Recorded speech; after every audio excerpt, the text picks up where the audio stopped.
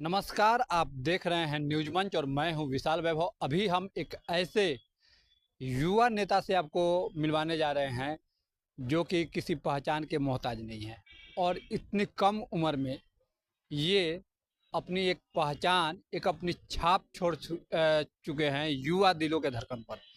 जी हाँ, इनका नाम है अभिषेक पासवान, जो कि चौहरमल सेना के राष्ट्रीय अध्यक्ष हैं और एक संगठन भी चलाते हैं, दुसाध संगठन चलाते हैं। तो क्या कुछ जो है इनका कहना है, चूँकि इस बार एनडीए की जो है सरकार बनी है, तीसरी बार सरकार बनी है, तो हम इनसे जानते हैं कि एनडीए की सरकार तो सर बन गई, लेकिन दोनों में क्या कुछ अंतर है पिछली सरकार से और इस बार की सरकार में? सबसे पहले तो आपके जितने भी न्यूज़ मंच के व्यूवर्स हैं उन सभी को मेरा क्रांतिकारी जय भीम, जय राजा सलहेश, जय बाबा चौहरमल, जय मूल निवासी। देखिए, पहले की सरकार और अभी की जो एनडीए की सरकार है उसमें कुछ ज़्यादा की फ़र्क नहीं है।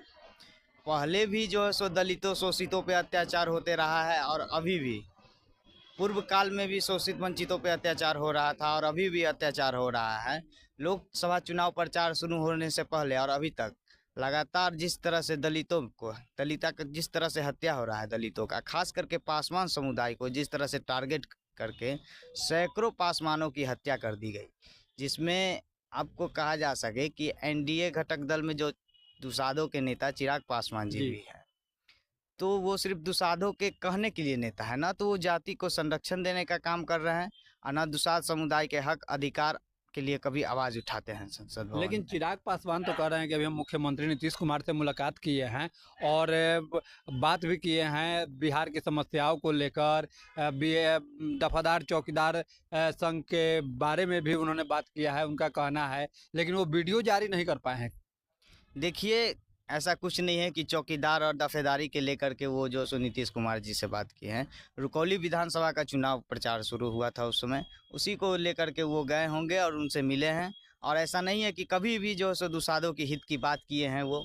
कभी भी एक भी वीडियो उनका दिखा दीजिए जो कभी भी वो दुसाधों के हित की कभी बात किए हैं, कभी नहीं कर सकते हैं वो चाहते ही नहीं है कि दुसाध समुदाय का उत्थान हो, क्योंकि समाज का जिस समय उत्थान हो जाएगा, समाज पढ़ लिख लेगा, समाज जो है सो कैपेबल हो जाएगा, उस समय समाज जो है सो उनको वोट देना छोड़ देगा, समाज जागरूक हो जाएगा। तो वो चाहते ही नहीं है कि समाज का उत्थान हो। ऐसा भी कहा जा रहा है कि जो है पशुपति पारस से जो है चिराग पासवान ने बंगला ले लिया है। इसको भी लेकर बताया जा रहा है कि चिराग पासवान शायद मुख्यमंत्री नीतीश कुमार से इसीलिए मिलने गए थे। देखिए, ऐसा है कि दुसाधों की जो क्षति हुई, राजनीतिक जो हत्या हुई है, दोनों चाचा भतीजा के वजह से। इससे पहले भी मान लीजिए कि अभी जिस तरह से दुसाधों की से पहले कितनी संख्या में सांसद हुआ करते थे, अभी उससे कम परसेंटेज में आ गई है।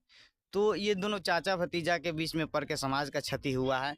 तो इसीलिए जो है सो समाज को जागरूक होने की ज़रूरत है, इन दोनों के बीच में नहीं पड़ने की ज़रूरत है। और जो भी दलित गरीब के युवा राजनीति में आ रहे हैं, उनको वोट दे करके आगे बढ़ाने की ज़रूरत है, उनको सपोर्ट करने की ज़रूरत है। इन सबों के बीच में पड़ने की ज़रूरत नहीं है। बिहार विधानसभा का चुनाव है 2025 में, तो क्या लगता है कि इस चुनाव में दुसाध, चूंकि आप दुसाध संगठन भी चलाते हैं, चौहरमल सेना के राष्ट्रीय अध्यक्ष भी हैं, तो क्या लगता है कि कितना जो है इस बार पासवान की अगर बात करें तो कितना फैक्टर साबित होगा बिहार विधानसभा चुनाव में पासवान समाज? देखिए, ऐसा है कि पूर्व काल से ही नीतीश कुमार जी जो है सो दुसाधों की जो है सो एकदम लगता है जैसे कि जन्मजाति दुश्मनी है उनसे। पहले दलित और महादलित बना करके दुसाधों के साथ जो है सो अन्याय किया गया। अब जो है सो चौकीदारी प्रथा में जिस सार्वजनिक करके जो है सो दुसाध समुदाय का जो है सो जिस तरह से रिजर्व सीट रहा है, दुसाध एक मार्शल कौम रहा है। पूर्व काल से ही, अंग्रेज़ के ज़माना से ही हम लोग को जो है सो चौकीदारी दफेदारी की जो एक जो सो जॉब था, सुनिश्चित जी। था, वो हम लोग को मिलते आ रहा था। तो अब जो है सो उसमें जो सार्वजनिक करके दुसाधों की हकमारी की जा रही है। और इसको लेकर के चिराग पासवान जी अभी हैं, एनडीए घटक दल में हैं, तो उनको आवाज़ उठाना चाहिए। अगर आवाज़ नहीं उठाते हैं तो आने वाले विधानसभा चुनाव में जो है सो दुसाध एकदम मुंह तोड़ जवाब देगा और एनडीए गठबंधन को वोट दुसाध समुदाय नहीं करेगा। एक आखिरी सवाल होगा, बिहार में जिस तरह से 15 दिन में 12 पुल गिर गए, इसको लेकर क्या कुछ कहेंगे? देखिए, पुल क्या है, अब मान लीजिए कि जिस तरह से भ्रष्टाचार बढ़ रहा है, अभी तो पुल गिर रहा है, अब तो बहुत कुछ गिरना बाकी है। अभी तो देख लीजिए जिस तरह से मेट्रो बन रहा है, हो सके ये भी गिर जाए पटना का। कुछ भी हो सकता है। नीतीश कुमार की जो सरकार है भ्रष्टाचार की सरकार है। क्या लगता है कितने दिन सीएम नीतीश कुमार एनडीए गठबंधन के साथ रहेंगे या फिर से पलटी मार सकते हैं? देखिए उनके बारे में तो कोई कुछ कहा नहीं जा सकता, उनको खुद पता नहीं कब वो किधर चल जाए, तो इसमें हम आप क्या अनुमान लगाइएगा। इंजीनियर को भी वो उन्होंने कहा कहिए तो आपका पैर छू लेते हैं।